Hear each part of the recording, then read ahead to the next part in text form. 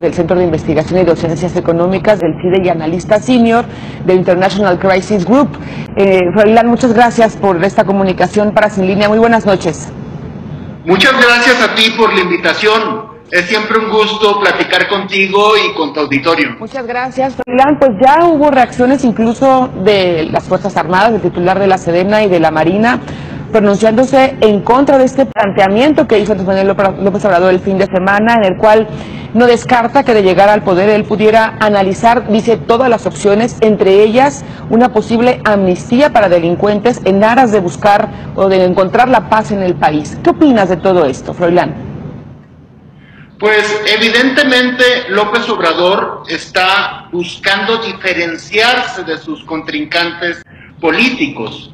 En un momento en el que muchos de los partidos, muchos de los políticos nacionales están apostándole a una ley como la Ley de Seguridad Interior, en la que se perpetúa el militarismo como la única manera para combatir el crimen, para combatir el problema de las drogas. López Obrador decide diferenciarse, decide tomar un discurso completamente diferente, un discurso que pone el énfasis en el diálogo y en un diálogo muy radical. Él plantea incluso un diálogo entre las víctimas de Guerrero, víctimas de violencia como los 43 estudiantes de Ayotzinapa, con victimarios que pudieran tener información que ayudara, que puede llegar a ayudar a tener verdad en estos actos de violencia. Entonces, mientras un grupo de nuestros políticos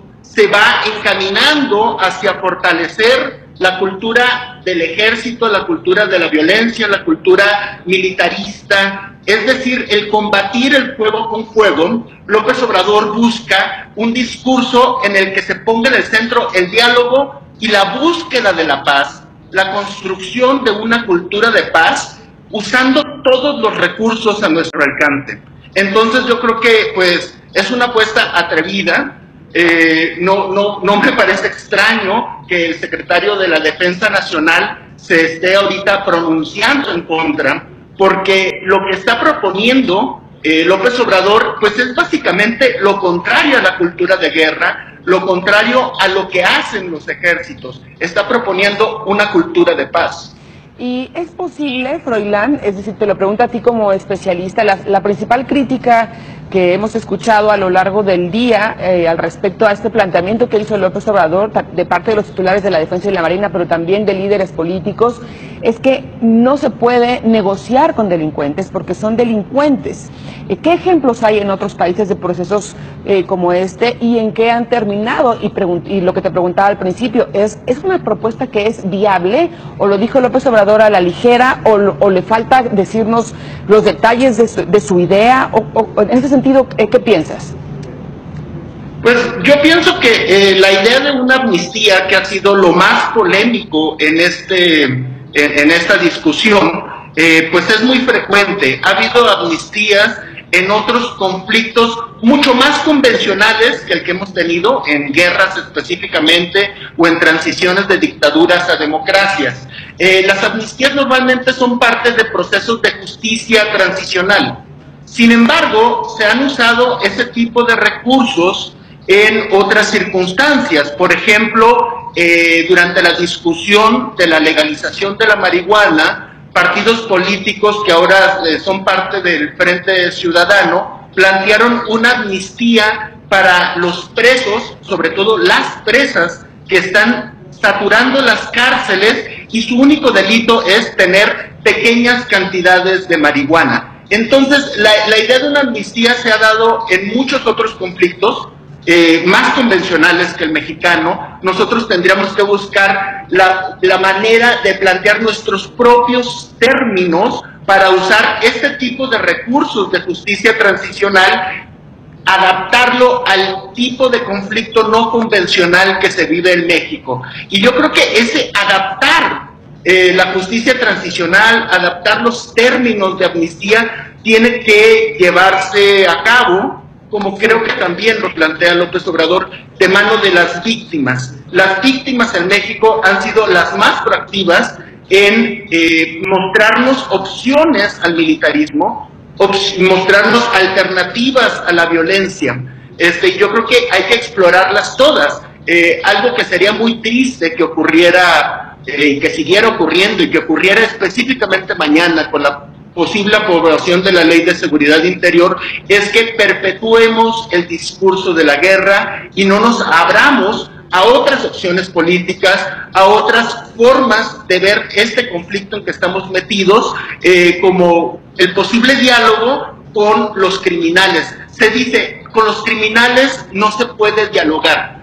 Con los criminales, incluso se ha dicho, algunos políticos mexicanos han dicho que los criminales solo se merecen la muerte, que se merecen la pena de muerte, que la única manera o la única interacción que podemos tener con criminales es, pues, básicamente, pues, darles la pena de muerte. Incluso hay gente que dice que los derechos humanos no son para los humanos, sí. No son para para los criminales, son para los humanos. Como discursos muy radicalizados de la cultura de guerra. Entonces, pues yo saludo que haya por lo menos ahora algunas opciones políticas o algunos políticos que estén planteando una opción a la perpetuación del militarismo, a la perpetuación del discurso de guerra, como que el que promueven desde la Sedena y la Secretaría de Marina, tristemente.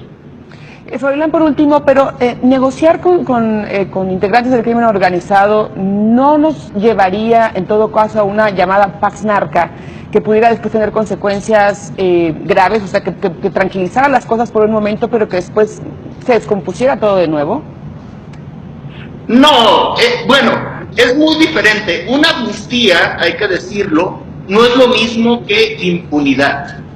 El procesar este conflicto por medio de medios militares, sí. Eso sí es como casi asegurar la falta de contrapesos y la falta de procedimientos democráticos. Una amnistía puede presuponer una investigación, puede presuponer llevar los casos a tribunales y en tribunales hacer negociaciones a cambio de información, por ejemplo. Es algo que se hace en Estados Unidos todo el tiempo, posiblemente lo hagan ahora con el Chapo Guzmán, o lo hicieron ya con uno de los hijos de el Mayo Zambada.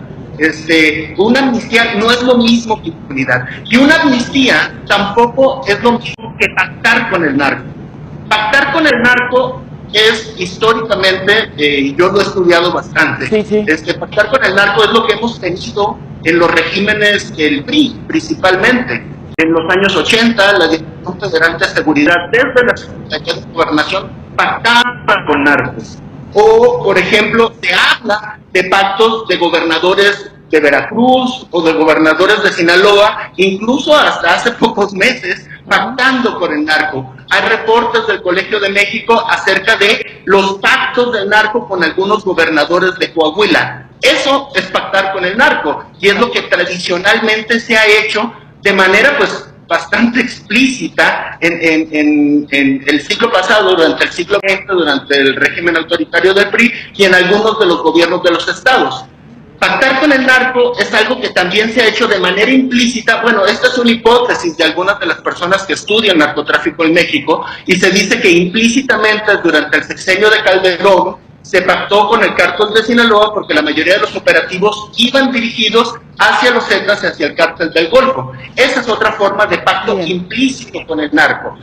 Pero en este caso no se está planteando un pacto con el narco o una pax narca, sino el tratar de sacarle a los victimarios de información que permita llegar a la verdad y la justicia. Interesante el análisis que haces, Froilán Enciso. Muchísimas gracias. Te agradezco a ti el espacio. Muchísimas gracias. Muchas gracias. Muy buenas noches, Froilán Enciso.